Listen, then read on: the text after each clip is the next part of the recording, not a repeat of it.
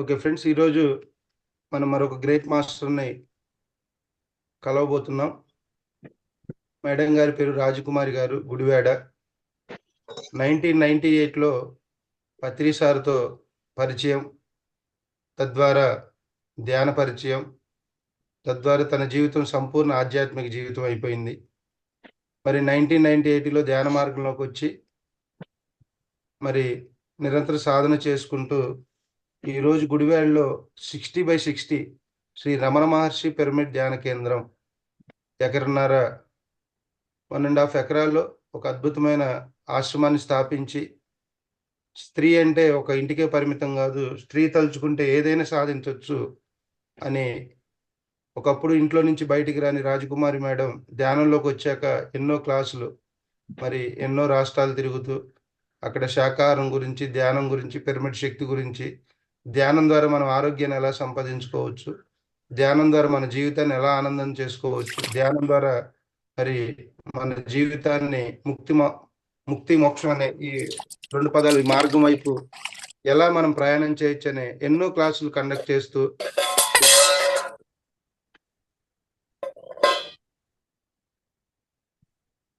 Mute చేసుకున్నాం అందరూ.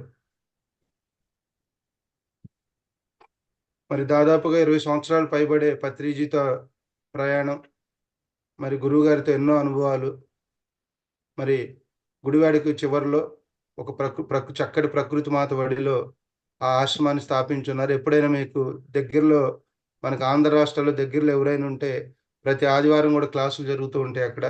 అట్లాగే ప్రతి పౌర్ణమికి కొన్ని వందల మందితో అక్కడ సాధకులు వస్తూ ఉంటారు. నిత్యం ఉచిత అన్నదానం, అకామిడేషన్స్ అన్నీ కూడా అక్కడ ఉన్నాయి. సో అటువంటి గొప్ప ఆశ్రమాన్ని స్థాపించి ఎంతోమందికి మార్గదర్శులుగా ఉంటూ ఎంతోమందిని ధ్యానులుగా, ఆధ్యాత్మికవేత్తలుగా తీర్చిదిద్దుతున్నారు మన రాజకుమారి మేడం గారు. ఈరోజు మేడంను జూమ్ ద్వారా మనం అందరం కలుసుకోవటం మనందరి భాగ్యం. ఈరోజు మేడం గారి యొక్క జ్ఞానాన్ని మనం పంచుకుందాం. ఆ జ్ఞానాన్ని పంచుకునే ముందు, అమ్మ సెషన్లో చాలామంది కొత్త వాళ్ళు ఉన్నారు, ఇది 6వ బ్యాచ్. సో ప్రతి సెషన్లో కూడా మనకి కొత్త వాళ్ళు ఉంటారు, పాత వాళ్ళు ఉంటారు, సీనియర్స్ ఉంటారు. సో ఒకసారి అందరి ఇన్స్పిరేషన్ కోసం మీ యొక్క ఆధ్యాత్మిక జీవితం, అసలు మీరు ఎందుకు ధ్యానంలోకి వచ్చారు, ధ్యానంలోకి వచ్చాక ఎన్నో కార్యక్రమాలు, రీసెంట్గా పెద్ద శాకాహారి ర్యాలీ కూడా చేసుకున్నాం వేలాది మందితో గుడివాడలో. ఇట్లా ఎన్నో కార్యక్రమాలు చేస్తూ ఉన్నారు. మరి ఎక్కడా ఖాళీ లేకుండా ఎప్పుడు మీ జీవితాన్ని ధ్యాన ప్రచారానికి అంకితం చేశారు.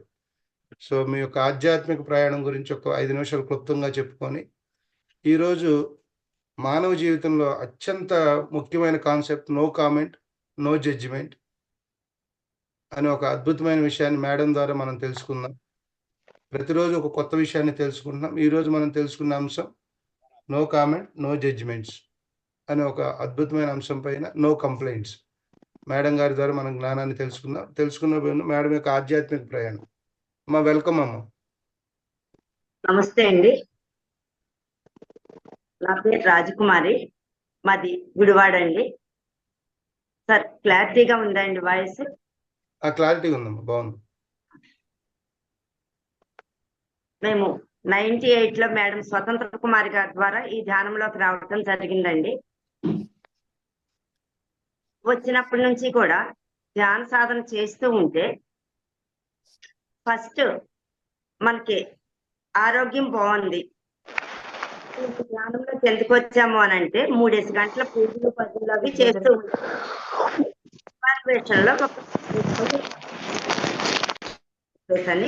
ఆ యాత్రలకు వెళ్ళొచ్చాము. ఇంకా దైవం అంటే ఎక్కడో ఉన్నాడు అని చెప్పేసి అట్లా తిరిగి వచ్చిన తర్వాత మేము ఈ ధ్యాన మార్గంలోకి రావటము, అప్పుడు గురువు గారు వచ్చిన రోజే మీకు ఈ ధ్యానం గురించి ఏం తెలుసు అని అడిగారు.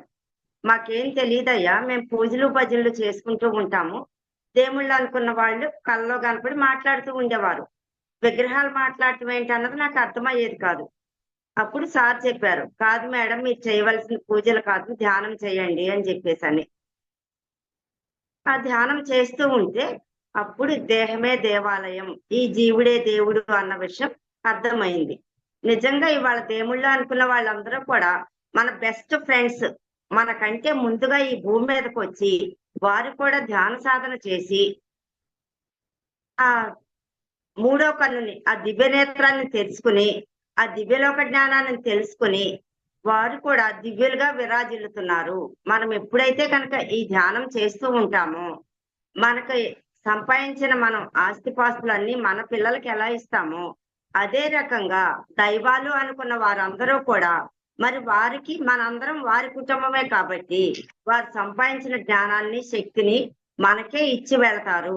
మనం ఎప్పుడైతే గనుక ఈ సాధనా మార్గంలో ఉంటామో అన్న విషయం అర్థమైందండి. అట్లాగే మరి ధ్యానం చేస్తే ఆరోగ్యం బావుంటుంది అని చెప్పేసనన్నారు. అట్లా ఎవరైనా మీకు ఏం బావుంది అని చెప్పాలి అనంటే, ఫస్ట్‌లో మాకు కొంచెం టైంకి టీ తాగకపోయినా, ఎండలో వెళ్ళొచ్చినా కూడా బాగా హెడేక్ వస్తా ఉండేది. ఇయర్లీ వన్స్ డిసెంబర్‌లో కంపల్సరీ ఒక 15 డేస్ అట్లా సిక్ అవుతా ఉండేవాళ్ళం. కొన్ని ఫుడ్స్ అవి పడేవి కాదు. మళ్ళీ వెంటనే ఏదో ఒక తేడా చేస్తా ఉండేది.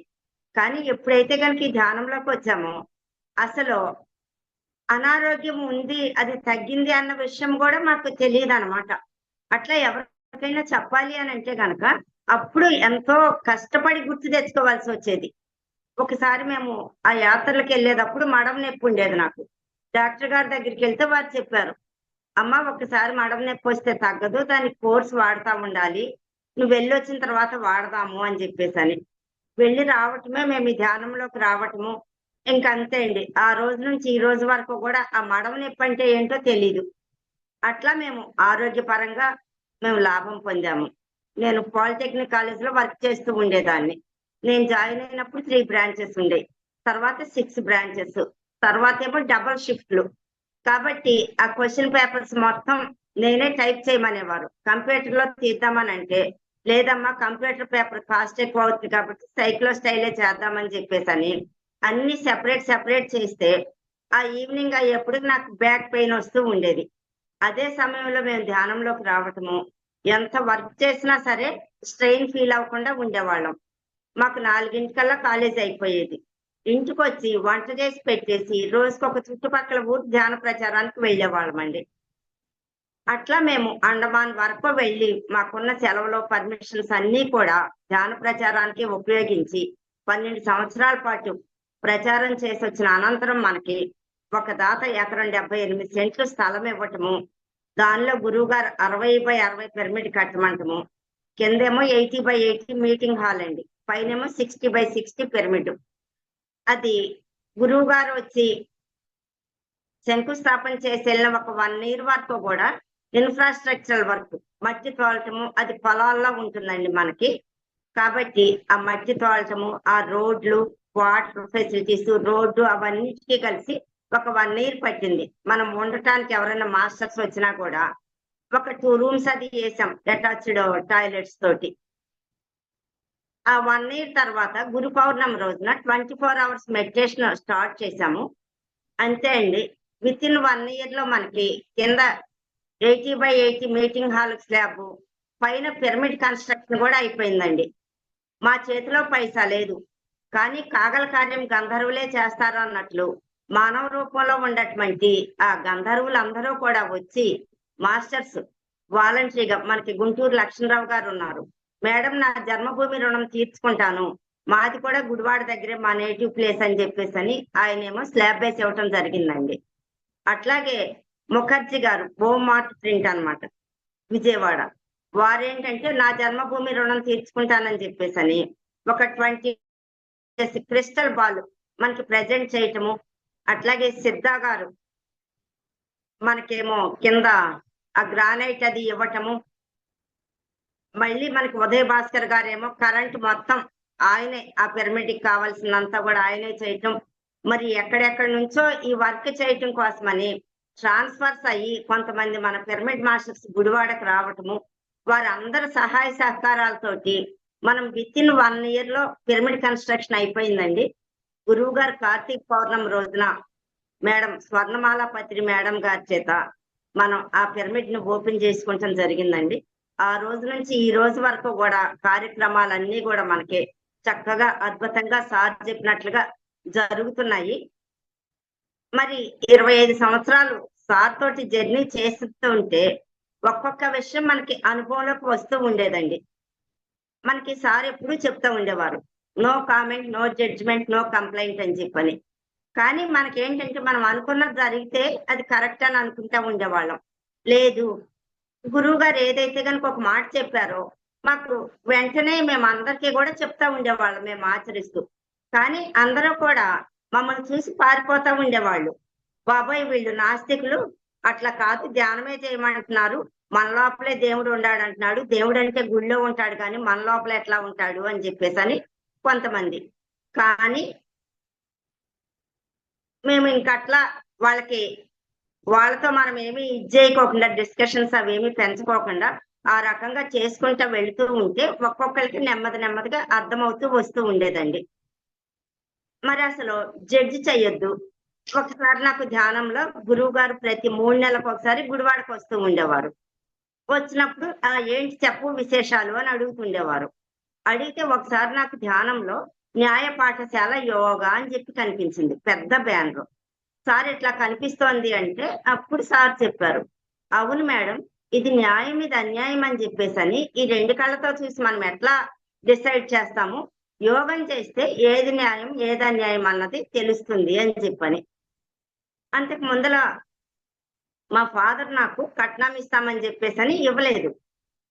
ఒక 15 సంవత్సరాల తర్వాత ఇచ్చినట్టే ఇచ్చి తీసేసుకున్నారు.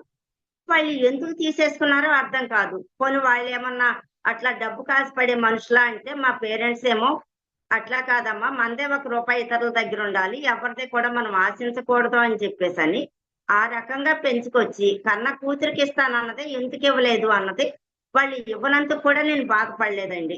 ఇస్తానన్నది ఎందుకు మళ్ళీ తీసేసుకున్నారు అన్న దానికోసమని నేను చాలా స్ట్రగుల్ ఫేస్ చేశాను. మా వారైతే గనుక కోర్టులో కేసు కూడా వేశారు. అసలు అర్థం కాలేదు. ఎప్పుడైతే గనుక ఈ ధ్యానంలోకి వచ్చామో అప్పుడు నాకు విషయం అర్థమైంది. ధ్యానం చేస్తా ఉంటే రుణానుబంధ రూపేణ పశుపత్ని స్వతాలయ అని చెప్పేసని మన దగ్గరికి ఒక గొడ్డొచ్చినా బెడ్డొచ్చినా ఏదొచ్చినా సరే రుణానుబంధం ఉంటేనే వస్తుంది. అంటే నేను నా తల్లిదండ్రులకి రుణానుబంధానికి వచ్చిన బిడ్డను కాదు, వాళ్ళకి జన్మ సంస్కారాల కోసం అని చెప్పేసని నేను వాళ్ళని తల్లిదండ్రుల కింద ఎన్నుకుని వచ్చాను అన్న విషయం నాకు అర్థమైంది. మా చిన్నప్పటి నుంచి కూడా మా ఫాదర్‌ని అమ్మ అంటూ ఉండేది. గుడికెళ్దాము, గుడిలో ప్రోగ్రామ్స్ జరుగుతున్నాయి అనంటే, నేనే దేవుడిని, నేనే గుడికి వెళ్ళక్కర్లేదు అని చెప్పని అంటూ ఉండేవారు. మళ్ళీ ఎవరిదన్నా ఫంక్షన్స్ అని చెప్పేసని వాళ్ళు ఇన్వైట్ చేస్తే, నేను ఎవరింటికి ఎళ్ళాల్సిన అవసరం లేదు, ఎవరు కావాల్సిన వాళ్ళే నా దగ్గరికొస్తారు అనేవారు. అమ్మకేమో చాలా కోపమొచ్చేది. అదేంటి ముగ్గురు ఆడపిల్లలుండారు, మనం వాళ్ళ పెళ్ళిళ్ళకెళ్ళకపోతే మన పిల్లలకి ఎవరొస్తారు అనంటే, ఏం అక్కర్లేదు వాళ్ళే అడిగి చేసుకెళ్తారు నా పిల్లల్ని, ఇట్లా అంటా ఉండేవారు. ఇంకా అమ్మకేమో కోపమొస్తా ఉండేది. ఇదేంటి ఈయనకెంత పొగరో అని చెప్పేసని అనుకుంటా ఉండేది. కానీ తర్వాత ఎప్పుడైతే గనుక ఈ ధ్యానంలోకొచ్చామో అప్పుడు తెలిసిందనమాట. పత్రి సర్వ్ వి ఆర్ ఆల్ గాడ్స్ అని చెప్తుంటే, నిజంగా మనందరం కూడా దైవాలమే. గదిగోడలలో లేడు దేవుడు, గుండె గదిలో ఉన్నాడు చూడు అన్న విషయం అప్పుడు అర్థమైందండి. మరి ఎందుకు వాళ్ళు అట్లా చేశారు అనంటే గనక నేను ఆళ్ళకి రుణానుబంధానికి వచ్చిన దాన్ని కాదు. మరిప్పుడు అక్కర్లేని బంధం గనక వాళ్ళు ఇచ్చారు అనంటే మళ్ళీ అది తీర్చుకోవటం కోసమని మళ్ళీ నేను రావాల్సి ఉంటుంది కాబట్టి వాళ్ళు నాకు ఇవ్వలేదు అన్న విషయం అర్థమైంది. కానీ ఎప్పుడైనా సరే అర్థమవటం మనకి తెలియటం వేరండి, అర్థమవటం వేరు. కానీ ఏదైనా విషయానికొస్తే మా మదర్ అంటూ ఉండేవారనమాట, నేను చాలా కరెక్ట్‌గా నడుచుకున్నాను, నేను చాలా హానెస్ట్‌గా ఉంటాను అనంటే నాకు లోపల నుంచి చాలా కోపమొచ్చేది. ఈవిడ ఇస్తానన్న కూతురికి ఇవ్వకోకుండా హానెస్ట్‌గా ఉండాలంటుంది ఏంటి అని చెప్పేసని. మళ్ళీ అట్లాంటి సమయంలో నేనేదో ఒక క్లాస్‌కి వెళ్ళటము, అక్కడ పక్కన ఒక మేడం గారు ఆళ్ళు పక్కనే మేడం మా ఇంటికి రండి అని చెప్పి వాళ్ళ ఇంటికి తీసుకెళ్ళటం. అక్కడ రమణ భగవాన్ కొటేషన్ కనిపిస్తూ ఉండేది. కర్త వారి ప్రారబ్ధానుసారం జీవుల్ని ఆడిస్తా ఉంటాడు. తన వంతులో ఉన్నది ఎవరెంత ఆపినా ఆగదు. తన వంతులో లేనిది ఎవరెంత ఇవ్వాలని చెప్పి చూసినా కూడా రాదు అన్న విషయం అక్కడ స్పష్టంగా ఉండేది. సరే అని చెప్పేసని ఒకసారి అట్లా ఊరుకున్నానండి. మళ్ళీ ఒక 6 నెలల తర్వాత మళ్ళీ నేను ఇదే సిట్యుయేషన్ ఎదురవ్వటము. నేను హైదరాబాద్ ధ్యానం క్లాస్‌కెళ్తే అక్కడ కూడా ఒక మేడం గారు వాళ్ళ ఇంటికి తీసుకెళ్ళటము. నేను సందిగ్ధావస్థలో ఉన్న సమయంలో మళ్ళీ సేమ్ కొటేషన్ అన్నమాట. అప్పుడు ఇక నా లోపల స్థితమైపోయింది. లేదు, అంతా కూడా కరెక్ట్ గానే జరుగుతోంది కాబట్టి ఏది కూడా నేను జడ్జి చేయకూడదు, నేను వాళ్ళకి రుణానుబంధానికి వచ్చిన బిడ్డను కాదు అని చెప్పేసి అని అప్పుడు కన్ఫామ్ అయిందండి. ఎందుకంటే ఫస్ట్ తెలుసుకున్నాను, తెలుసుకుంటాం వేరు, కానీ అది జీవితంలో అప్లై చేసుకోవాలి అన్న విషయం అర్థమైంది. మరి అట్లాగే ఒకసారి మేము కర్ణాటకలో పత్తి వ్యవసాయం చేయటానికి అని చెప్పని వెళ్ళామండి. అక్కడ ఎవరి పొలాల్లో వాళ్ళ ఇల్లు ఉంటుంది. మా అత్తగారు ఒకసారి నేనేదో చేయని పనికి నువ్వు చేశావు అని చెప్పేసి అని అన్నారు. నాకు చాలా కోపం వచ్చింది. నువ్వు మళ్ళీ అబద్ధం ఆడుతున్నావా మళ్ళీను అని అన్నారు. నాకు అసలు మళ్ళీ అబద్ధం ఆడుతున్నావా అని అంటే ఇంకా కోపం వచ్చేసి ఇంక నేను సైలెంట్ గా ఊరుకున్నాను. మరుసటి రోజున ఆవిడ మళ్ళీ మా ఇంటికి వచ్చారు. మా ఇంటికి వస్తే నేను టీ ఇచ్చేసి ఊరుకున్నాను. మళ్ళీ ఆ మరుసటి రోజున వస్తే ఇంట్లో ఏదో టిఫిన్ ఉంటే పెట్టాను మా వారికి ఆమెకి కూడా. ఇంకా వెంటనే ఆవిడ, అదేంటి అట్లా వాకిట్లోకి మనిషి వస్తే నేను తినటం కోసం వచ్చాను అనుకున్నావా, పలకరించకుండా అట్లా పెట్టేసి వెళ్ళిపోతావేంటి, రా కూర్చో మాట్లాడు అని చెప్పేసి అన్నారు. ఇదేంటి నేనేమి ఇప్పుడు మిమ్మల్ని అనలేదు కదా అని చెప్పేసానంటే, 4 గొడ్డు ఒక చోట ఉంటాయి, పొడుచుకుంటాయి, మళ్ళీ కలుసుకుంటాయి, మనం కూడా అట్లాగే ఉండాలి అని చెప్పేసి అని చెప్పారు. అని అంటే నాకు చిన్నప్పటి నుంచి కూడా అమ్మ మాకు ఏం నేర్పించిందంటే, మా మీద కనుక కోపం వస్తే మాతో మాట్లాడేది కాదు. అంటే మనకి ఎవరి మీదైనా కోపం వస్తే సైలెంట్ గా ఉండాలి అన్న విషయం అప్పుడే తెలుసు. మరి నేను నోరు మూసుకుంటే కూడా మళ్ళీ పిలిచి కూడా ఇట్లా గొడవాడతారా అని చెప్పేసి అని నేను అనుకున్నాను అనమాట. బాబాయ్ వీళ్ళేం మనుషులు, మళ్ళీ మెదలకుండా ఉంటే కూడా మళ్ళీ పిలిచి కూడా ఇట్లా గొడవ పెట్టుకుంటారా, ఎంత సిగ్గులేని మనుషులు అని చెప్పేసి అని నేను కామెంట్ చేసుకున్నానండి మనసులోనే, పైకి అనుకోకుండా. కానీ ఎప్పుడైతే గనక ఈ ధ్యానంలోకి వచ్చామో అప్పుడు తెలిసింది, ఒక సూర్యుడు ఉన్నాడు, నిన్నొచ్చాడు మొన్నొచ్చాడు, ప్రతిరోజు వస్తూనే ఉంటాడు. ఆయన వచ్చేటప్పుడు అనంతమైన కిరణాలతోటి వస్తాడు, సాయంత్రం అయ్యేప్పటికి వెళ్ళిపోతాడు, మళ్ళీ మరుసటి రోజున వస్తాడు. నిన్నొచ్చా కదా మొన్నొచ్చా కదా అని చెప్పేసి అని కొన్ని కిరణాలను తగ్గించి తీసుకురాడు కదా, మళ్ళీ అంత ప్రకాశవంతంగాను వస్తాడు. అట్లాగే మనం కూడా జీవితాన్ని నిత్య నూతనంగా ఏ రోజుకి ఆ రోజు మనం స్టార్ట్ చేయాలి. ప్రతి ఉదయాన్ని కూడా నిన్న జరిగినవి మొన్న జరిగినవి అవన్నీ మనసులో పెట్టుకోకూడదు. గతం గత అన్న విషయం ఈ ధ్యానంలోకి వచ్చినాక అర్థమైందండి. అర్థమయ్యి అప్పుడు మనకి ఓషో పుస్తకాలు గురువు గారు చెప్తారు, మనకి ధ్యానం ఎంత ఇంపార్టెంటో స్వాధ్యాయం కూడా అంతే ఇంపార్టెంట్ అని చెప్పేసి. స్వాధ్యాయంతో పాటు సజ్జన సాంగత్యం కూడా అవసరము అని. స్వాధ్యాయం చేస్తూ ఉంటే ఓషో ఒక చోట చెప్తారనమాట, నీ మాట గాని చేత గాని ఎవరికైనా కష్టం కలిగించింది అని చెప్పి తెలిసినప్పుడు వాళ్ళకి మనం 100 సార్లు సారీ సారీ అని చెప్పక్కర్లేదు. నువ్వు హృదయపూర్వకంగా ధ్యానంలో కూర్చుని వారి ఆత్మకే క్షమాపణ చెప్పుకొని జీవితంలో ఇంకొకసారి అట్లాంటి పొరపాటు జరగకుండా చూసుకో అని చెప్పి చెప్తారు. ఇంకా అప్పుడు సరే, మరి నేను ఆవిడ్ని అనవసరంగా కామెంట్ చేసుకున్నాను కదా, మరి ఆ తల్లి ఎంత చక్కటి ధ్యానం చెప్పింది. మరి పత్రికారు అదే చెప్తారు, చదువు రాని వాళ్ళ దగ్గర నుంచి నేర్చుకోండి, పల్లెవాసుల దగ్గర నుంచి నేర్చుకోండి. చదువు రాని వాళ్ళు అనుభవమే జ్ఞానం కలిగి ఉంటారు, పల్లెవాసులు ప్రకృతికి దగ్గరగా ఉంటారు కాబట్టి వాళ్ళు ఎంతో శక్తివంతంగా జ్ఞానవంతంగా ఉంటారు కాబట్టి వాళ్ళ దగ్గర నుంచి నేర్చుకోవాలి అని చెప్పేసి అని మనకి 7 నేర్చుకోవటాల్లో మనకి చెప్తారనమాట ఒక పాయింట్ కింద. మరి అట్లా తల్లి ఏమీ చదువుకోలేదు, అయినా సరే ఎంత చక్కటి జ్ఞానం అనుభవంలో నుంచి తీసుకుని చెప్పింది. కానీ నేను కామెంట్ చేసుకున్నాను ఆవిడ్ని. అప్పుడు ఆ తల్లి ఆ సోల్ని, ఎందుకంటే ఆమె భూమి మీద లేదు, కూర్చుని హృదయపూర్వకంగా క్షమాపణ వేడుకున్నానండి. ఎందుకంటే ఏ లోకంలో ఉండా సరే నాకు తెలియక మిమ్మల్ని అట్లా కామెంట్ చేశాను కాబట్టి నన్ను క్షమించండి అని చెప్పేసి. మరి అదే రకంగా మనకి ఓషో చెప్తారు, నువ్వు అసహాయ స్థితిలో ఉన్నప్పుడు నీ కోసం ఒక పిల్ల తిమ్మెరను పంపుతాను అని చెప్పేసి. మనం స్వాధ్యాయం చేయటం ద్వారా మనకి అనేక లాభాలు వస్తూ ఉంటాయండి. మనల్ని మనం అన్వయించుకుంటూ ఉంటాం అన్నమాట జీవితాల్లో. అవన్నీ కూడా ఆ యోగుల చరిత్రలు అవన్నీ కూడా వాళ్ళ జీవిత కాలం అంతా సాధన చేసి ఆ తెలుసుకున్నటువంటి సత్యాలు గ్రంథస్థం చేశారు కాబట్టి మనకు ఒక జీవిత కాలం మనకు కలిసి వచ్చినట్టే. ఒక రోజు నాకు మార్నింగ్ లేవలేకపోతున్నా, బ్యాక్ పెయిన్ బాగా ఉంది. మా వారికి చెప్పాను అనమాట, మీరు లెగిసి తలుపు తీయండి, ఎవరో ఒకళ్ళు వస్తారు, నేను లేగలేకపోతున్నాను, నాకు సహాయం చేయటానికి అని చెప్పేసి. నీకు ఎవరన్నా ఫోన్ చేశారా వస్తామని చెప్పి అని అన్నారు. లేదు, నేను నిజంగా లేవలేకపోతున్నాను కాబట్టి నాకు సహాయం చేయటానికి ఎవరో ఒకళ్ళు వస్తారు, నాకు ఓషో చెప్పాడు అని చెప్పారు. చెప్తే సరే అని చెప్పేసని ఆయన తలుపులు అయ్యి తీస్తే ఒక 5 నిమిషాల్లోనే మా వారి ఫ్రెండ్ ఒక ఆమె మార్తమ్మ అని చెప్పి ఆమె వచ్చారు. మా వారు ఆశ్చర్యపోయారు. ఎందుకంటే అదే మా ఫ్రెండ్స్ అయితే గనక నాకు ఫోన్ చేశారేమో వచ్చారేమో అని అనుకునేవారు. కానీ ఆయనకి తెలిసిన ఆవిడే రావటంతో ఏంటమ్మా ఇలా వచ్చావు పొద్దున్నే అని అడిగారు. అడిగితే ఏం లేదండి, నేను చర్చికి వెళ్ళాను, అక్కడ అయిపోయిన తర్వాత ఇంటికి వెళ్తూ ఉంటే మేడం గారిని చూడాలనిపించింది, అందుకని చెప్పి వచ్చాను అని చెప్పేసానన్నారు. అని ఇట్లా నేను లేవలేకపోతున్నాను అని చెప్పేసానంటే వెంటనే ఆమె గబగబా పనంతా చేసేసి బాక్స్ కూడా కట్టేసి, నువ్వు నీళ్లు కూడా పెట్టేశాను, నువ్వు కాసేపు లేవగలిగినప్పుడు లేచి స్నానం చేసేసి కాలేజీకి వెళ్ళిపో బాక్స్ తీసుకుని అని చెప్పి వెళ్ళటం జరిగిందండి. మా వారు ఆశ్చర్యపోయారనమాట, ఇదేంటి అని చెప్పేసని.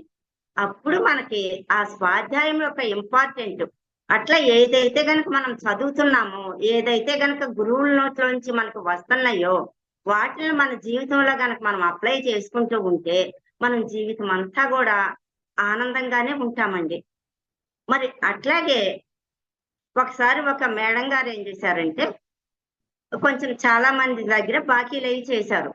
బాకీలయి చేస్తే ఇంకా ఇదిగో ఇస్తాం అదిగో ఇస్తామని చెప్పేసి అని చెప్తూ ఉంటే వాళ్ళందరూ తీసుకొచ్చి నాకు కంప్లైంట్ ఇవ్వటం మొదలు పెట్టారు. అమ్మ పలానా ఆవిడ ఇట్లా తీసుకున్నారు, ఇంకా ఇట్లా ఇవ్వట్లేదు మాకు అని చెప్పేసి అని. మరి మనకి ఆ కంప్లైంట్లు జడ్జిమెంట్లు మనకి ఏమి వద్దని చెప్పి సార్ చెప్తున్నారు. మరి నేనేం చెప్పాలి? ఎందుకంటే వాళ్ళు ఇచ్చేటప్పుడేమి నాకు చెప్పలేదు. మరి కానీ వాళ్ళు ఇచ్చారు. మరి ఇచ్చారు అంటే ప్రతి దానికి కూడా కార్యకారణ సంబంధం ఉంటుంది. అకారణంగా ఈ భూమి మీద ఏది జరగదు. ఒక మంచైనా, ఒక లాభమైనా, ఒక నష్టమైనా, కష్టమైనా మనకి తెలిసినా తెలియకపోయినా గతంలో మనం ఏదైతే గనుక చేసి వచ్చామో దాని యొక్క ప్రతిఫలమే ఈ జీవితంలో మనం అనుభవిస్తున్నాం తప్ప ఏది యథాలాపంగా ఎక్కడి నుంచి కూడా రాదు అని చెప్పేసని. మరి మనం నేర్చుకుంటూ ఉన్నప్పుడు వాళ్ళకి నేనేమని సమాధానం చెప్పగలుగుతాను? మరి అట్లాగే వాళ్ళు ఏం చేశారు, ఒక పెద్ద ఫంక్షన్ ఒకటి సెలబ్రేషన్ చేసుకుని రమ్మని పిలిచారు. మేము అందరినీ పిలుస్తున్నామని. అదేంటి ఇవ్వాల్సిన వాళ్ళకి ఇవ్వకోకుండా వీళ్ళు అప్పులు చేసి ఫంక్షన్లు చేసుకుని మళ్ళీ మనల్ని పిలుస్తున్నారు ఏంటి అని చెప్పేసని అంటుంటే నేను ఏం చెప్పాలి నాకు అర్థం కాలేదు. కానీ అట్లా ఎప్పుడైతే మౌనంగా ఉందామో 1 సంవత్సరం తర్వాత ఆ మేడం వాళ్ళ హస్బెండ్ బాడీ వెకేట్ చేశారు. అప్పుడు నాకు అర్థమైంది అనమాట. ఎందుకంటే జీవితంలో డబ్బు అన్నది ఇవాళ కాకపోతే రేపు సంపాదించుకుంటాం. కానీ కొన్ని కొన్ని అనుభూతులు అన్నవి మరి ఏ సమయంలో ఏది జరగాలో అది జరిపించబడతా వస్తూ ఉంటుంది. డబ్బు సంపాదించుకుంటామే గాని మరి వాళ్ళ మనుషులు కావాలంటే కనుక రారు కదా. కాబట్టి మనకి తెలిసినా తెలియకపోయినా సరే మనం ఏ విషయాల పట్ల కూడా ఆ జరిగే విషయాలను తటస్థంగా చూస్తా మనం ఆ కామెంట్ చేయకుండా కంప్లైంట్ చేయకోకుండా ఉంటే అన్ని ప్రతి ఒక్కటి కూడా ఈ విశ్వంలో అద్భుతంగానే జరిపించబడతా వస్తూ ఉంటాయి అని చెప్పేసి అని అర్థమైందండి. మరి అదే రకంగా సార్ చెప్తారు, పేరులోనే ఉంది పోరు అని చెప్పేసి అని. మరి అట్లాగే నేను ఒక ఊరికి వెళ్తే మీదే ఊరు అండి అని చెప్పేసానంటే మామూలుగా మాది ఫలానా ఊరు అని చెప్పేసి అని అంటాం కదా. అంటే ఆహా మీది ఫలానా ఊరా, అట్లయితే గనక మీ మీ ఊర్లో ఫలానా ఆయన చాలా పిచ్చిగా బిహేవ్ చేస్తుంటారు కదా అని చెప్పేసి అని చెప్పారు. చెప్తే మరి వాళ్ళది ఫస్ట్ నుంచి కూడా వాళ్ళు చిన్నప్పటి నుంచి కూడా మనకు తెలుసు. కానీ మరి వాళ్ళు ఇప్పుడు ఎందుకు ఎట్లా బిహేవ్ చేస్తున్నారు, ఆ పిచ్చి మాటలు ఎందుకు మాట్లాడుతున్నారు, నాకు వాళ్ళు అన్నప్పుడు చాలా కష్టంగా అనిపించింది. కానీ తర్వాత మనకి బాబా చరిత్రలో చెప్తారు, ఎవరైనా సరే నిన్ను ఇబ్బంది పెడుతున్నారు తిడుతున్నారు అని అంటే గనక నీ కర్మలన్నీ వాళ్ళు తీసేస్తున్నారు అని చెప్పేసని. అట్లాగే మరి ఆ కామెంట్ చేసే ఆయన కూడా వేరే మనుషుల పట్ల కామెంట్ చేసి పిచ్చి తిట్లన్నీ కూడా తిట్టేసి వాళ్ళని క్లీన్ చేసేస్తున్నారు అన్న విషయం అర్థమైంది. ఎందుకంటే వాళ్ళ పేరులోనే ఒక గొప్ప అద్భుతమైనటువంటి ఆ పేరు దాక్కుని ఉంది. 7 కొండల వాడు వెంకటేశ్వరుడు అని అంటే గనక 7 కొండల వాడు, 6 చక్రాలు దాటి సహస్రార స్థితిలో స్థితమైన వాడు. మరి అట్లాంటి వాడి నోటికి వచ్చినట్టు ఎందుకు మాట్లాడుతున్నాడు వేరే వాళ్ళని గురించి అని అంటే గనక వాళ్ళని క్లీన్ చేసేస్తున్నాడు. కాబట్టి వాళ్ళకి తెలిసినా తెలియకపోయినా మేలే చేస్తున్నాడు అన్న విషయం మనకు అర్థమవుతుంది. కానీ అది మనం పబ్లిక్ లో చెప్తే మరి వాళ్ళకి అర్థం కాదు కదా. అందుకనే ధ్యాన సాధన చెయ్యనిదే ఆధ్యాత్మిక సత్యాలు అర్థం కావు. మరి అందుకే మిగిలిన సొసైటీస్ లో ఇట్లా ధ్యానానుభవాలు చెప్పుకోవద్దు అని చెప్పే కారణం ఏంటంటే, సాధన చేయనటువంటి వాళ్ళకి చెప్తే గనక అర్థం కాదు. మరి అదే గనక సాధన చేసే వాళ్ళకి చెప్తే మనకి ఒక అవగాహన వస్తూ ఉంటుంది. మరి మా వారే ఉన్నారు. మేమిద్దరం ఒక ఆఫీస్ లోనే పనిచేస్తూ ఉండేవాళ్ళం. ఒక రోజున నా నా సీట్ దగ్గరికి వచ్చి చెప్పారనమాట. మా ఫాదర్ ని పిలిపించారు. పిలిపించి ఇట్లా మ్యారేజ్ చేసుకుంటాను అని చెప్తే మా ఫాదర్ వచ్చి నాకు చెప్పారు, అమ్మ నేను పెళ్లి మాట్లాడటానికి వెళ్తున్నాను అని చెప్పేసి. ఎవరికి నానా అని అంటే, నీకు సాంబశివరావుకి అన్నారు. వద్దు నాన్న, ఇంకా వాళ్ళ పద్ధతులు వేరు మన పద్ధతులు వేరు, కలవ్వు అని అంటే, సరే అమ్మ నీకు ఇష్టం లేకుండా ఎందుకు చేస్తాను అని చెప్పేసి ఆయన వెళ్ళిపోవటం జరిగిందండి ఇంటికి. మరుసటి రోజు నా సీట్ దగ్గరికి వచ్చి, అసలు నేను మీ ఫాదర్ ని టెలిగ్రామ్ ఇచ్చి పిలిపిస్తే నువ్వు ఎందుకు ఇట్లా అన్నావు, నువ్వేంటి నీ పద్ధతులేంటి, నేను నిన్ను పెళ్లి చేసుకుని సాధిస్తాను చూడు అని ఒక 3 నెలలు తిరగకుండా పెళ్లి చేసుకుని 20 సంవత్సరాల పాటు చక్కగా సాధించారనమాట. నా నోట్లో నుంచి ఏ మాట వస్తుందా సరే ఆయనకి చాలా కోపం వచ్చేది. నేను ఇప్పుడు ఏం తప్పు మాట్లాడానో నాకు అర్థమయ్యేది కాదు. ఎందుకు ఇట్లా చేస్తున్నారు, నన్ను కావాలనే కదా చేసుకున్నారు, కొంచెం నెమ్మదిగా మాట్లాడవచ్చు కదా, చెప్పొచ్చు కదా, ఏదన్నా విషయం ఉంటే ప్రేమగా మాట్లాడవచ్చు కదా అని అంటే, ప్రేమేంటి ప్రేమదోమ, నేను నిన్ను సాధించడానికే చేసుకున్నానని చెప్తున్నాను కదా అని అంటే, అదొక పెద్ద షాక్ లాగా అనిపించేది నాకు.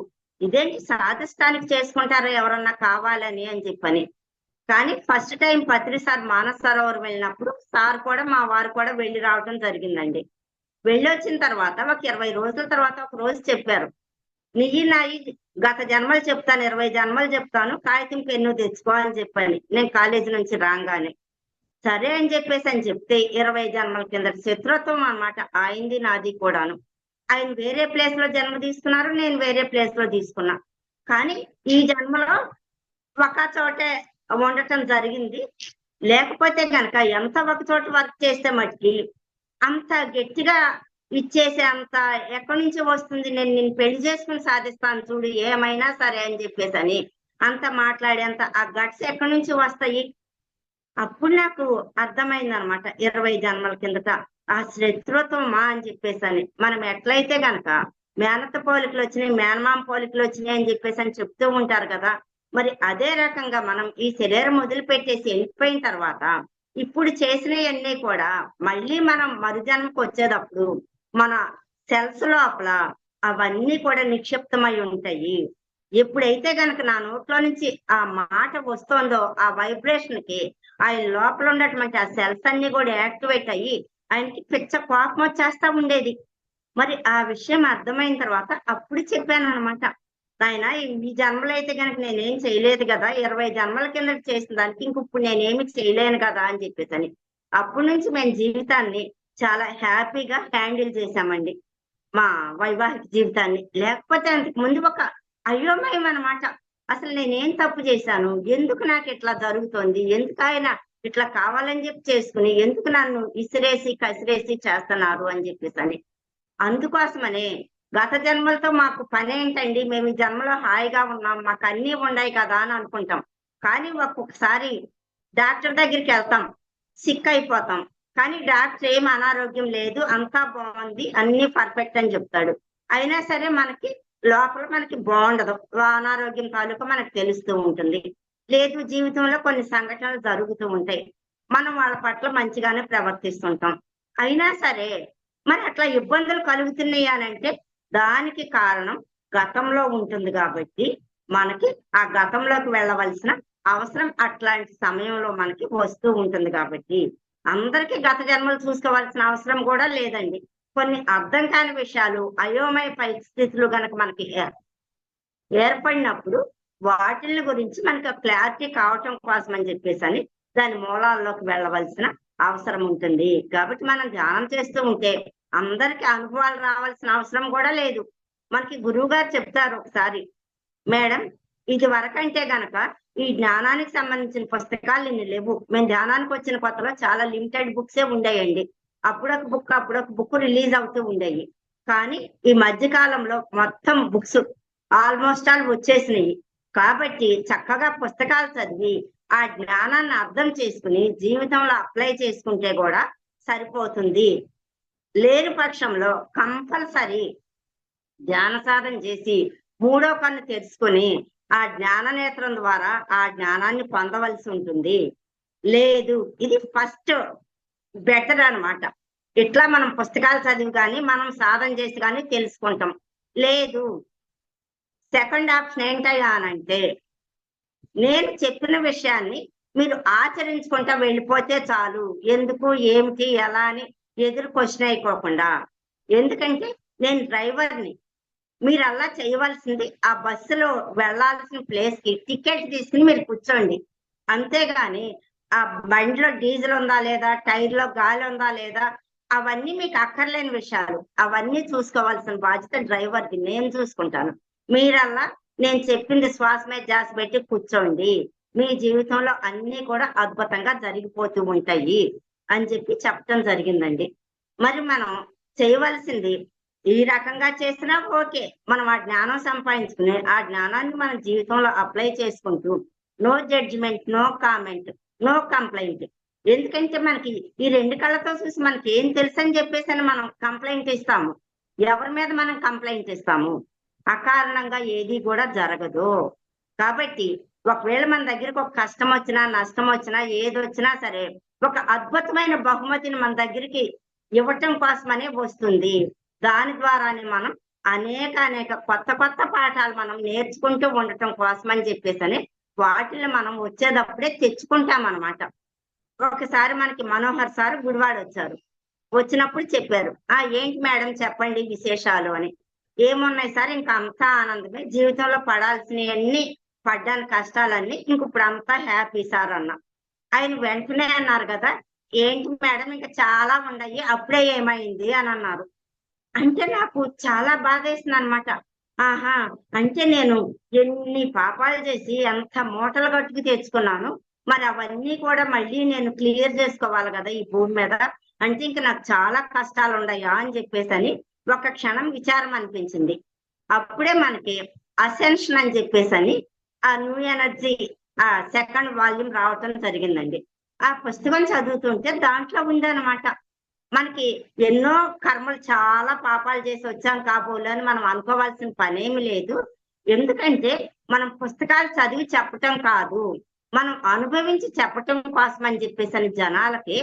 ఎందుకంటే అనుభవమే జ్ఞానం కాబట్టి మనం రకరకాల అనుభవాలు పొందటం కోసం అని చెప్పేసి ఆ కష్టాలను మనం కోరి తెచ్చుకుంటాము అని చెప్పేసి ఉందండి. అప్పుడు నా మనసు చాలా హాయిగా ఆనందంగా అనిపించింది అనమాట. కాబట్టి మరి ఈ జీవితంలో ఏది జరిగినా, ఏది జరుగుతుండా సరే ఒక సాక్షిగా చూస్తూ ఉండటమే మనం చేయవలసింది. మరి ఒకసారి భగవాన్ ఆశ్రమంలోకి, రమణ భగవాన్ ఆశ్రమంలో ఒక అతను వస్తాడు కొత్తగా. వచ్చి కొన్న కాలం చూస్తూ ఉంటే ఒక అతను తప్పుడు లెక్కలు రాస్తూ ఉంటాడు అనమాట. ఆయన సహించలేకపోతూ ఉంటాడు. సహించలేక ఒక రోజున భగవాన్ దగ్గరికి వెళ్ళి చెప్తాడు, భగవాన్ పలానా ఆయన ఇట్లా తప్పుడు లెక్కలు రాస్తున్నాడు అని చెప్పేసి. అప్పుడు భగవాన్ వెంటనే అంటారు, నాయన, ఈ ఆశ్రమంలోకి ఎవరికి దేని కోసం వస్తే అది దొరుకుతుంది వాళ్ళకి. కాబట్టి నువ్వు దేని కోసం వచ్చావో ఆ పని చూసుకో అని చెప్తారనమాట. అంటే అంతకు ముందలే మేము పిరమిడ్ కన్స్ట్రక్షన్ అప్పుడు పుస్తకాలు, రసీదు పుస్తకాలు వేయించి అడిగిన వాళ్ళందరికీ కూడా ఇచ్చేస్తా ఉండేవాళ్ళం. మేడం, మేము డొనేషన్స్ కలెక్షన్ చేసి ఇస్తాము అన్న వాళ్ళందరికీ. అప్పుడు కొంతమంది నన్ను అడిగేవాళ్ళు, మేడం మీరు పలానా వాళ్ళకి ఇస్తున్నారు, వాళ్ళు కొంత మిస్యూజ్ చేస్తున్నట్టు మాకు అనిపిస్తోంది, కాబట్టి మీరు అట్లా ఎవరికి కూడా పుస్తకాలు ఇవ్వద్దు అని చెప్పేసి. కానీ మరి మనకేంటి, అట్లా కలెక్షన్ చేసి ఇస్తాము అన్నప్పుడు మరి వాళ్ళకి ఇవ్వకుండా ఎట్లా ఉంటాము అని చెప్పేసి వాళ్ళకి ఇస్తా ఉండేవాళ్ళం. అట్లా ఏదైనా ఒక ఇన్సిడెంట్ జరగబోయే ముందర నాకు ముందుగానే తెలియపరచబడతా ఉండేది, ఏదన్నా ఒక పుస్తకం రూపంలో గాని, లేదు సజ్జన సాంగత్య రూపంలో గాని. వీళ్ళు ఎట్లా నాకు చెప్పబోయే ముందర ఈ రమణ భగవాన్ది ఈ ఆశ్రమంలో సంగతి చెప్పబడింది అనమాట. అంటే అతను ఆత్మజ్ఞానం కోసం వచ్చాడా భగవాన్ ఆశ్రమంలోకి, పక్కనాడు ఏం చేస్తున్నాడు, ఎవడేం చేస్తున్నాడు అని చెప్పేసి అని వాళ్ళ కోసం వీళ్ళ కోసం ఎంక్వైరీకి వచ్చాడా అని చెప్పేసి అని భగవాన్ చెప్పారు. మరి ఎవరికి ఏది కావాలంటే అది దొరుకుతుంది. మనం కూడా నమ్మి ఇచ్చాము. మరి దానికి ఒక చోట ఓషో చెప్తారనమాట. ఓషో ఒకసారి ట్రైన్ లో జర్నీ చేస్తూ ఉంటే ఒక అతను వస్తాడు. బాబయ్య ₹1 ధర్మం చేయండి, ఇట్లా మా వాళ్ళు ఎవరో కాలం చేశారు అని అంటే సరే అని చెప్పేసి అని ఆయన ₹1 ఇస్తాడు. మళ్ళీ ఆ ట్రైన్ ఆ స్టేషన్ లో చాలా సేపు ఆగుతుంది. మళ్ళీ వెళ్ళి డ్రెస్ చేంజ్ చేసుకుని వచ్చి తర్వాత ఇంకొక కారణం చెప్పి మళ్ళీ అడుగుతాడు. మళ్ళీ ఇట్లా ఇస్తాడు. ఇట్లా చాలా సార్లు జరుగుతూ ఉంటుంది. చివరికి ఆ ఓషో చెప్తారు కదా, నాయన ఇక నువ్వు ఎన్నిసార్లు వచ్చినా నా దగ్గర ఇవ్వటానికి ఈ ఒక్క కాయనే ఉంది కాబట్టి ఇంకా ఇదే ఆఖరితే ఇచ్చేస్తున్నాను నీకు అని అంటే అతను ఆశ్చర్యపోతాడు అనమాట. ఏంటి స్వామి మీరు నన్ను గుర్తుపట్టేశారా అని. అవును గుర్తుపట్టాను అంటాడు. మరి అయినా సరే మళ్ళీ మళ్ళీ నాకు ఎందుకు ఇచ్చారు అని అంటే, నువ్వు చెప్పావు కదా నాకు ఈ అవసరం ఉంది, పలానాళ్ళు చనిపోయారు, పలానాళ్ళకి ఇబ్బంది అని చెప్పేసి అని నువ్వు చెప్పిన ప్రతి మాటనే కూడా నేను నమ్మాను. నా నమ్మకానికి ఏదైనా నష్టం జరిగితే కాగితం ముక్కల రూపంలో ఈ భూమి మీద జరుగుతుంది. కానీ నేను నిన్ను నమ్మించాను కదా, నువ్వు చెప్పిన మాటలు నమ్మి, కాబట్టి ఆ నమ్మకానికి నాకు పైలోకాల్లో మార్కులు పడతాయి అని చెప్పి చెప్తాడనమాట ఓషో. మరి మనం ఎప్పుడైతే గనక ఈ స్వాధ్యాయం కూడా చేస్తా ఉంటామో ఇట్లాంటి విషయాలు మనకి అర్థమవుతా వచ్చినప్పుడు మనకి ఎంతో ఆనందంగా ఉంటుందండి. మరి కాబట్టి మనం ఎవరిని కూడా అనుమానించాల్సిన పని లేదు. ఎవరైనా ఒక పిరమిడ్ కన్స్ట్రక్షన్ చేస్తున్నారు అన్నా, ఫలానా మాకి ఇబ్బంది అని అన్నా సరే మనం హృదయపూర్వకంగా ఎప్పుడైతే కనుక ఇస్తామో ఆటోమేటిక్ గా మనకి పైలోకాల్లో మార్కులు పడతాయి. అట్లాగే మరి మనకి మనం ఒక పిరమిడ్ కన్స్ట్రక్షన్ నిమిత్తమై ఎవరైనా మిస్యూజ్ చేశారు అని అంటే కూడా మాస్టర్స్ తెలుసు ఎవరి దగ్గర నుంచి ఏది అట్లా అసలు వడ్డీతో సహా రప్పించుకోవాలి అన్నది. దానికి ఒక చిన్న ఎగ్జాంపుల్ అండి. ఒకసారి నేను యుఎస్ లో ఉంటే మనకి ఏలూరు నుంచి ఒక మేడం గారు ఫోన్ చేసి, మేడం మీ పిరమిడ్ కోసం అని చెప్పేసి అని అమౌంట్ కలెక్షన్ చేశాము, వచ్చి పట్టుకెళ్ళండి అని అన్నారు.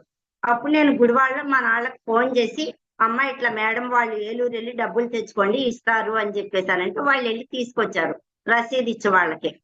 తర్వాత వాళ్ళు ఒక వారం రోజుల తర్వాత ఫోన్ చేసి, మేడం మేము మీ పిరమిడ్ కాదు మచిలీపట్నం పిరమిడ్ అని చెప్పి కలెక్షన్ చేశాము, ఇంకా వాళ్ళు వచ్చారు మీకు ఇచ్చాం కదా అని చెప్పేసానంటే లేదు మాకు ఇవ్వలేదు అని చెప్పేసానంటే మీరు ఇచ్చిన రసీదు చూస్తే అది మీకు వచ్చిందా అమౌంట్ అని చెప్పేసాను అన్నారు.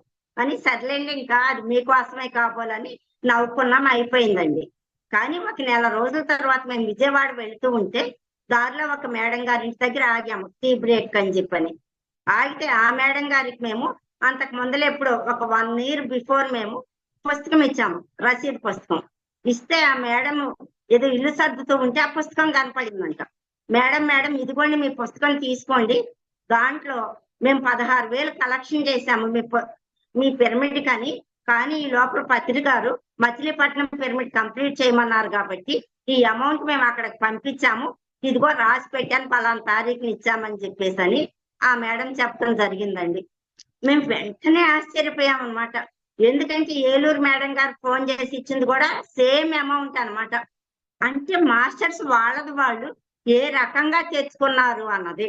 కాబట్టి అసలు మనం దేనికి విచారపడాలండి? మనం దేనికి కూడా విచారించవలసిన పని లేదు ఈ భూమి మీద. కాబట్టి మనకు తెలిసిన ఆ సత్యం, ఆ ధర్మం, ఆ జ్ఞానంలో మనం జీవించుకుంటా ఏదైతే గనక మన గురువు గారు చెప్పారో no judgement, no complaint, no comment అని చెప్పేసి అని, ఎందుకంటే వాళ్ళు వాళ్ళకి ఇచ్చేశారు అయ్యో అని చెప్పేసి అని మనము విచారపడలా. అనవసరంగా మచిలీపట్నం వాళ్ళది వీళ్ళని తీసుకెళ్ళమన్నామని ఆ మేడం గారు కూడా విచారపడలా.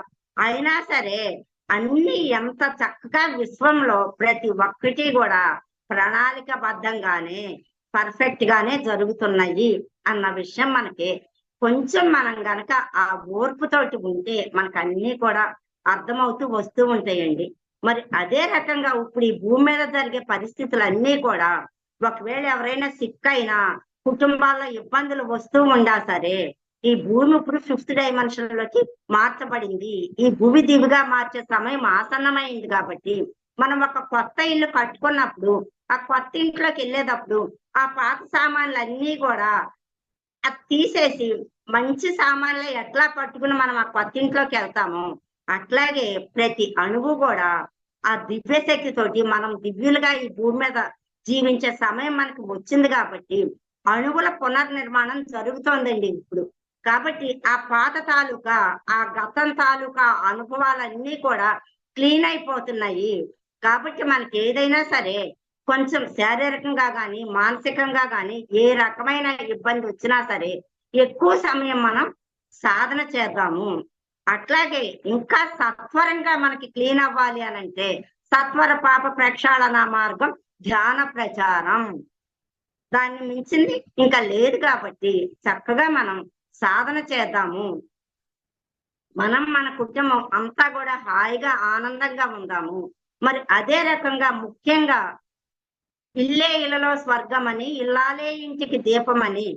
ఎందుకంటే ఇంటికి వెలుగు ఎవరయ్యా అనంటే స్త్రీనే. స్త్రీ శక్తి అంటారే గాని పురుష శక్తి అని చెప్పేసి అని అన్నారు కదా. అంటే స్త్రీలో అనంతమైన శక్తి సామర్థ్యాలు ఉన్నాయి. ఇప్పుడు మనకి బయట ప్రాపంచికంగా మాకు 50% కోటాలు కావాలి అవి ఇవి అని అంటున్నారు. అసలు మనకి ఎవరో ఏ రకమైన కోటాలు ఇవ్వక్కర్లేదు.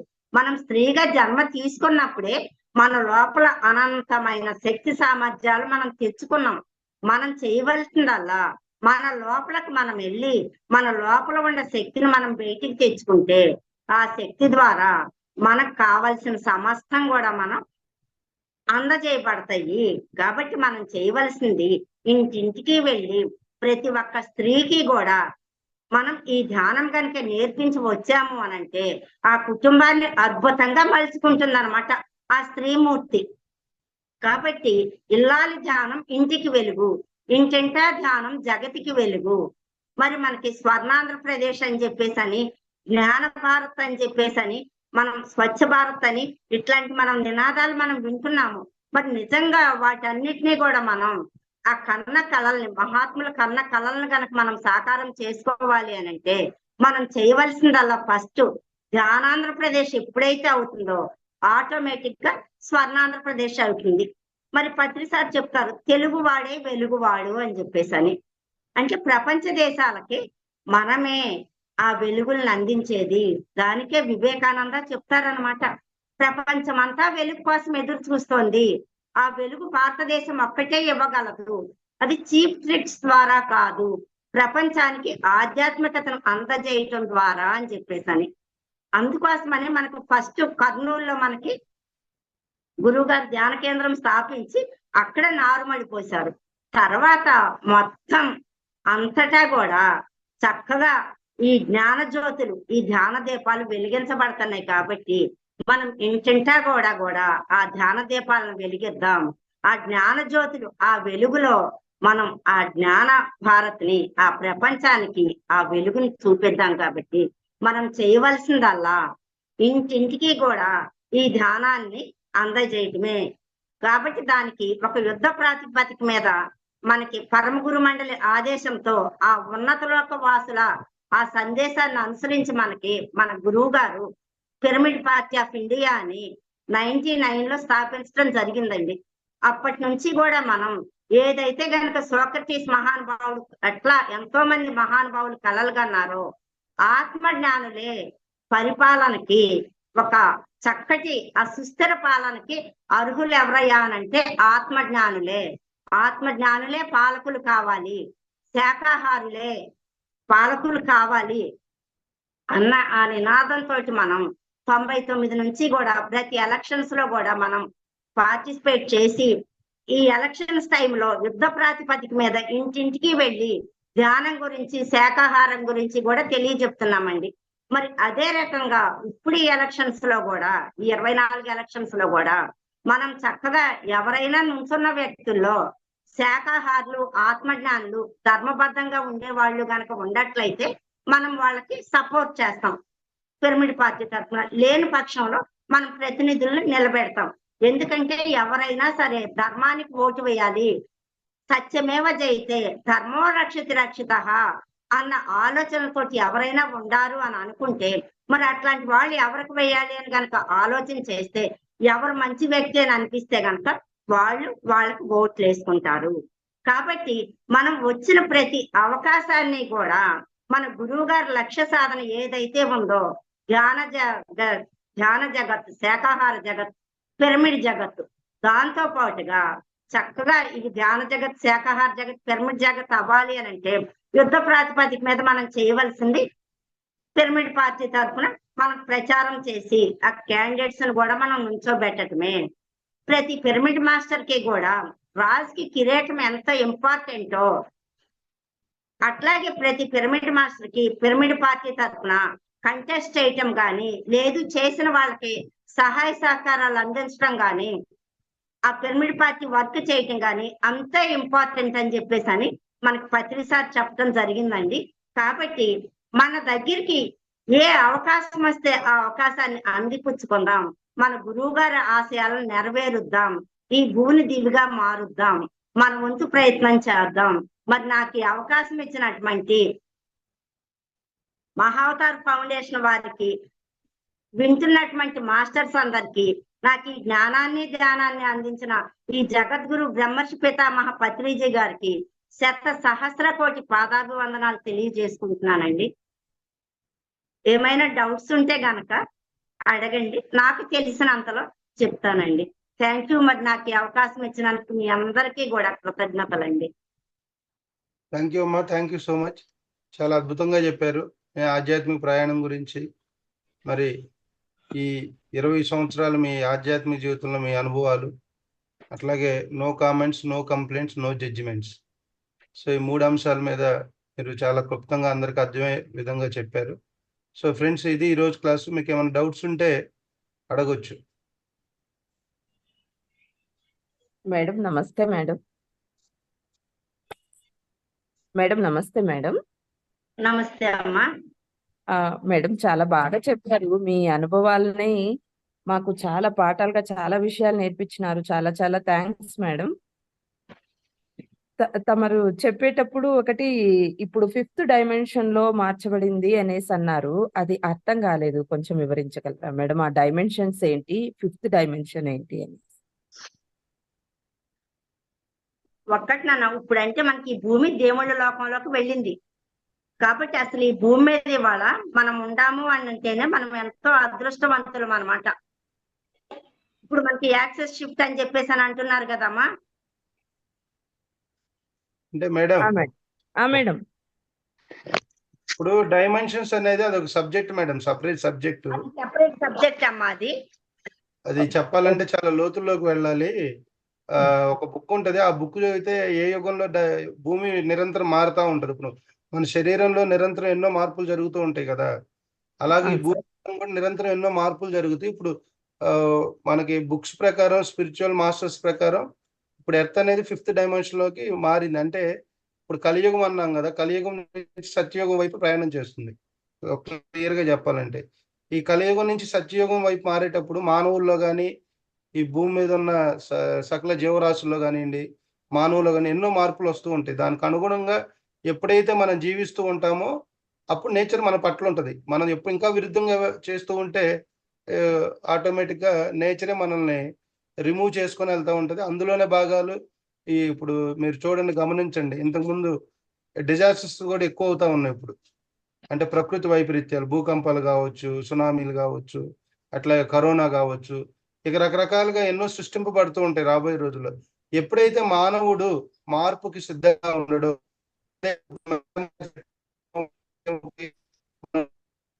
అప్పుడే మనం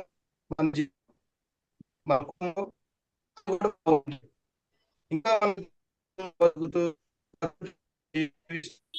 ప్రకృతి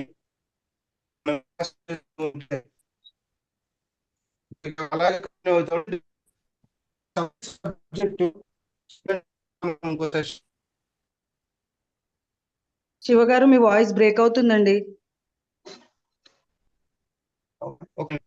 శివగారు ఏం వినిపించడం లేదు, మీ వాయిస్ బ్రేక్ అవుతుంది.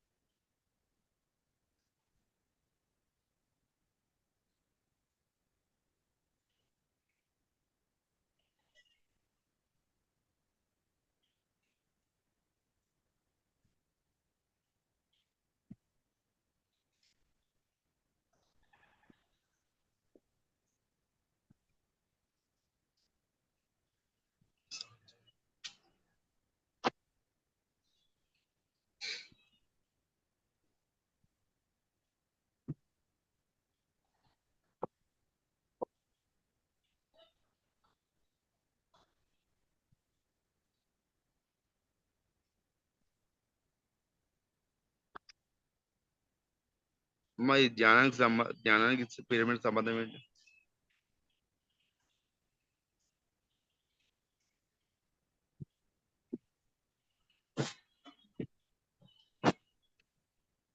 మాట్లాడండి రాజకుమారి మేడం.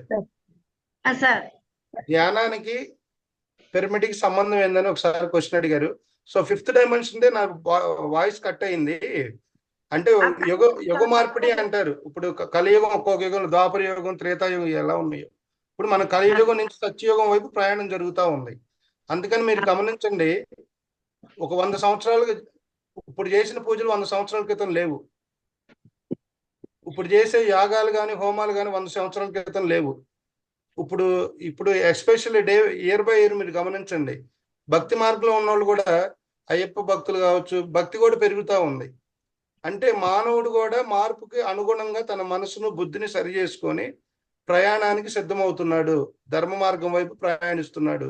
దాన్నే మనం 5th డైమెన్షన్ లోకి మనం వెళ్ళామంటారు.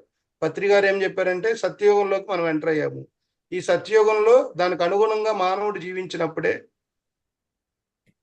మనం ఈ భూమి మీద కూడా ఉంటామనేది ఒక క్లుప్తంగా తెలియజేశారు. ప్రకృతికి అనుగుణంగా జీవించాలి, ప్రకృతి నియమాలకు అనుగుణంగా జీవించాలనేది దాని యొక్క మెయిన్ కాన్సెప్ట్. నెక్స్ట్ మేడం ఒకసారి క్వశ్చన్ అడిగారు, pyramid sir thank you sir. దానికి సంబంధించి బుక్స్ ఉన్నాయి అన్నారు, ఆ బుక్ పేరు ఏదైనా సజెస్ట్ చేయగలరా సార్? ఖచ్చితంగా మేడం, నేను గ్రూప్ లో పెడతాను. Okay, thank you sir, thank you very much. Okay madam. అమ్మా పిరమిడ్ కను ధ్యానానికి సంబంధం ఏంటని అడిగారమ్మా, ఒకసారి చెప్పు. ఒక్కటండి, మనం విడిగా కూర్చుని కనుక చేసే ధ్యానం ఇంటి దగ్గర కనుక చేస్తే మనకి కొంత శక్తి వస్తూ ఉంటుంది. అదే గనక పిరమిడ్ లో అయితే గనక 3 రెట్లు శక్తి అధికంగా వస్తుంది అనమాట మనకి. కాబట్టి మనకి ఇంటి దగ్గర గంట సేపు కూర్చునేది మనం పిరమిడ్ లో 20 నిమిషాలు కూర్చుంటే కూడా సరిపోతుంది. అది మల్టిప్లై అవుతూ ఉంటుంది అనమాట ఆ పిరమిడ్ లో శక్తి. ఎందుకంటే ఆ పిరమిడ్ కోణానికే అంత పవర్ ఉంటుంది.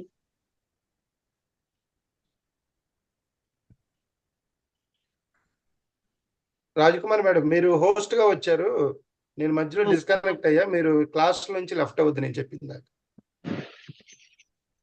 మీరు హోస్ట్ అయ్యారు, కొద్దిగా నేను చెప్పినప్పుడు మీరు సైన్ అవుట్ చేయండి. ఓకే, నెక్స్ట్ ఇంకా అంటే ఇప్పుడు సార్ అడిగిన క్వశ్చన్ కి ఇంకొంచెం క్లుప్తంగా నేను చెబుతానమ్మా, మీరు పర్మిషన్ ఇస్తే. చెప్పండి సార్. ఇప్పుడు ఫర్ సపోజ్ మనకి ఇప్పుడు పిరమిడ్ అనేది ఒక జామెట్రికల్ యాంగిల్ తో సైంటిఫిక్ గా కన్స్ట్రక్ట్ చేసేది. ఫర్ సపోజ్ మనం 93.5 FM తీసుకున్నాం అనుకోండి. సో 93.5 అనేది దాని మీద ఆ ఫ్రీక్వెన్సీ ట్యూన్ అయినప్పుడు మనకు ఆ ఛానల్ వస్తుంది. అట్లాగే పిరమిడ్ అనేది, పిరమిడ్ లో మన ఎనర్జీ రిసీవర్స్ అనమాట. పిరమిడ్స్ అన్ని కూడా మనం ధ్యానం చేసేది శక్తిని పొందటానికి. ప్రతి దానికి ఇప్పుడు ఒక స్టూడెంట్ ఉన్నాడు, ఎగ్జామ్ రాయాలంటే పెన్ అనేది మధ్యలో మిడిల్ గా పనిచేస్తుంది కదా. పెన్ లేకపోతే ఎంత నాలెడ్జ్ ఉన్నా పేపర్ మీద రాయలేడు. అట్లాగే మనం ధ్యానం చేసేటప్పుడు ప్రకృతిలో ధ్యానం చేస్తే 3 రెట్లు ఎక్కువ శక్తి వస్తుంది, పిరమిడ్ లో ధ్యానం చేస్తే 3 రెట్లు శక్తి ఎక్కువ వస్తుంది. అట్లాగే మనకు గుడి గోపురాలు కనుక తీసుకుంటే పైన కలశం ఉంటది, కలశంలో కూడా త్రిభుజాకారంలో ఒక దాన్ని రాగిరేగితో నింపుతారు, మీరు గమనించండి.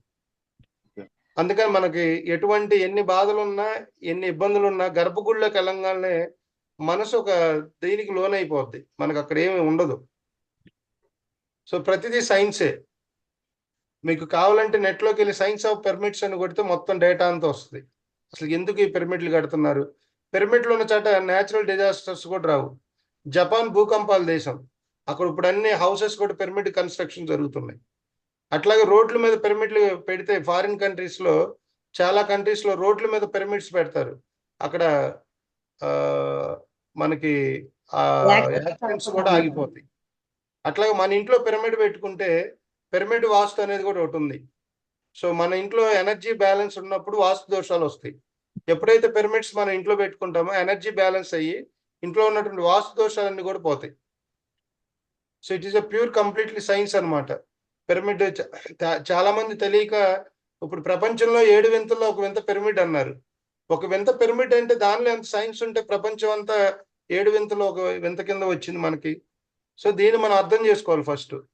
పత్రి గారు ఎందుకు పిరమిడ్ని అనుసంధానం చేశారంటే ధ్యానం ప్రకృతిలో చేస్తే 3 రెట్లు శక్తి వస్తుంది. ఓల్డ్ టెంపుల్స్ లో చేసిన అదే శక్తి ఉంటుంది. తర్వాత యోగుల సమాధులు అంటే భగవాన్ రమణ మహర్షి కావచ్చు, పత్రిజీ కావచ్చు, తర్వాత ఎంతో మంది యోగులు ఉన్నారు మన భూమి మీద. మన సాధనలు ఎదగాలి, ఆధ్యాత్మికంగా ముందుకు ఎదగాలి, నాలో ఉన్న నెగిటివ్ బ్లాకేజెస్ అన్ని బయటికి వెళ్ళిపోయి నేను ఒక అద్భుతమైన దైవంగా మారాలి అనుకున్నప్పుడు ఆ యోగుల సమాధుల దగ్గర ధ్యానం చేసినప్పుడు కూడా మనకు అదే శక్తి ఉంటుంది. దాన్ని చూసుకొని పత్రి గారు ఎంతో సైంటిఫిక్ గా రీసెర్చ్ చేసి ఈ పిరమిడ్ అనుసంధానం చేశారు. మేము పిరమిడ్లోని చాట వ్యవసాయం కూడా బాగా, అప్పుడు పిరమిడ్ వ్యవసాయం అని ఒకటి ఉంది.